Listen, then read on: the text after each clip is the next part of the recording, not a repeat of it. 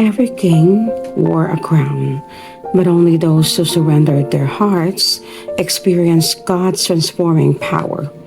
This series reminds us that God is not looking for perfect leaders. He is looking for humble hearts. This is God's Kwento for you today. When God changes kings, He changes hearts. The story of King Josiah, when one heart changed an entire nation. Because your heart was responsive and you humbled yourself before the Lord. When you heard what I have spoken, I also have heard you, declares the Lord. 2 Kings chapter 22, verse 19.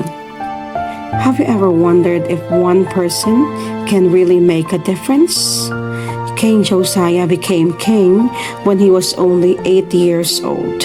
He inherited a nation that had wandered far from God. Idolatry had become normal. God's word had been forgotten. People no longer sought the Lord.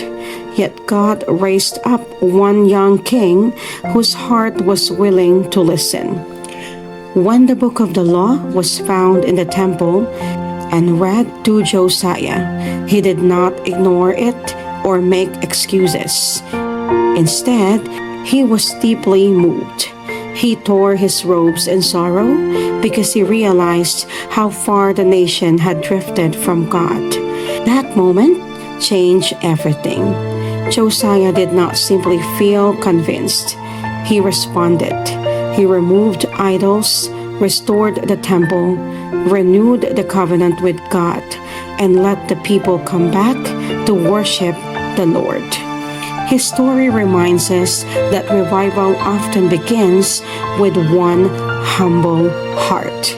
Perhaps you look around and see a family that has grown distant from God, a workplace that lacks integrity, or a community that seems to have forgotten Him.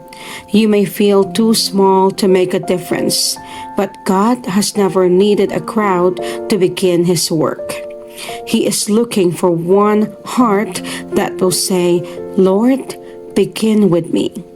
When you choose obedience, your life becomes a testimony. Your faith encourages others.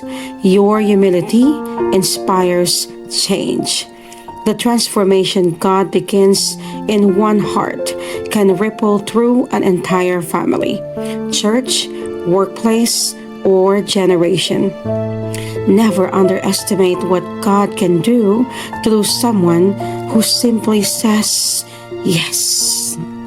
So today, lovingly ask yourself, is my heart still responsive to God's word, or have I become too comfortable to let Him change me? And a lovely reminder for all of the kings of our hearts today.